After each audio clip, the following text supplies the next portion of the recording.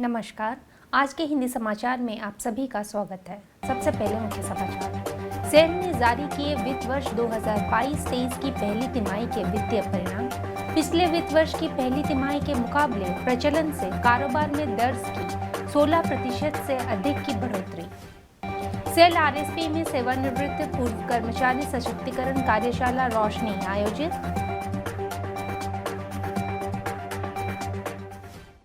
और आजादी का अमृत महोत्सव की कड़ी में आज के व्यक्तित्व हैं श्री सुदर्शन पटनायक।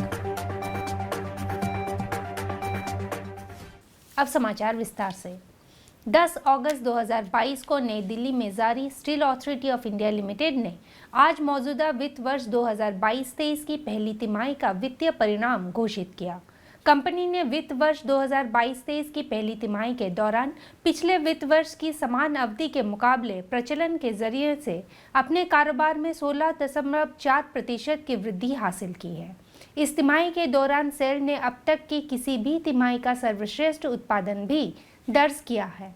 वित्त वर्ष 2022-23 की पहली तिमाही के दौरान कंपनी को वैश्विक और घरेलू दोनों स्तरों पर उच्च इनपुट लागत और कमजोर बाजार की मांग की दोहरी चुनौतियों का सामना करना पड़ा, जिससे कंपनी का प्रदर्शन प्रभावित हुआ। आयातित कोकिंग कोल की कीमतों में वृद्धि के चलते उत्पादन की उच्च लागत ने कंपनी के बॉटम लाइन को प्रभावित किया। स्टील की वैश्विक मांग और कीमतों में गिरावट का सीधा असर घरेलू बाजार और कीमत निर्धारण पर पड़ा। अप्रैल 2022 के माह में अपने शीर्ष पर पहुंचने के बाद से इस तिमाही के दौरान स्टील की कीमतों पर लगातार दबाव बना हुआ है।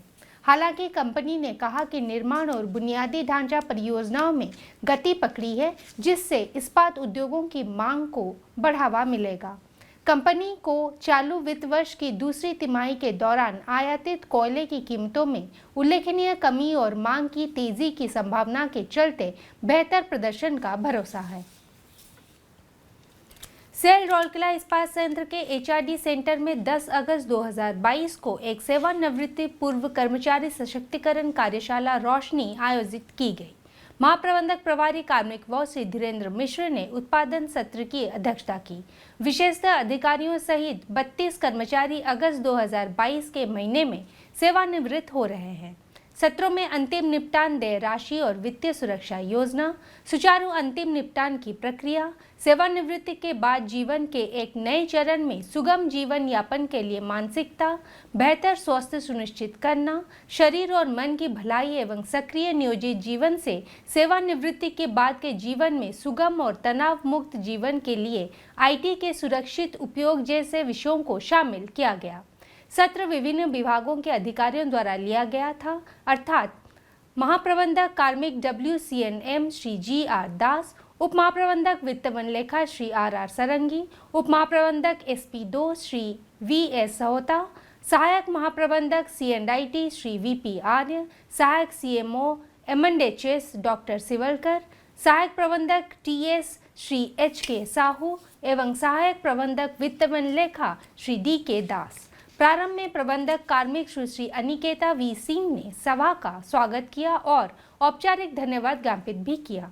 कार्यशाला का संचालन आरएसपी के कार्मिक कल्याण विभाग की टीम द्वारा किया गया।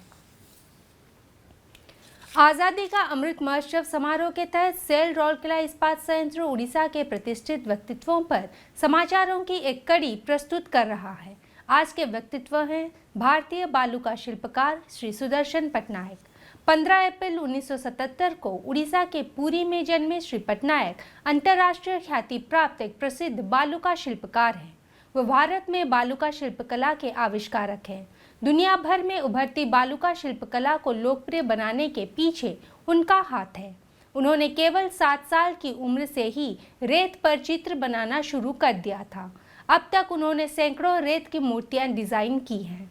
उन्होंने अपने सृजनशील डिजाइनों के लिए कई राष्ट्रीय और अंतर्राष्ट्रीय पुरस्कार जीते हैं। उन्होंने 2017 में उड़ीसा के पुरी समुद्र तट पर सबसे बड़ा रेत महल बनाने के लिए गिनीज वर्ल्ड रिकॉर्ड तोड़ने का श्रेय जाता है। उन्होंने 2014 के बालुका शिल्पकला विश्व कप में पीपल्स चॉइस पुरस्कार जीता है। वो इटालियन बालुका शिल्पकला पुरस्कार जीतने वाले पहले भारतीय हैं। उन्होंने 2014 में भारत सरकार द्वारा पद्मश्री से सम्मानित किया गया था। हिंदी समाचार कक्ष आज के लिए बस इतना ही। नमस्कार।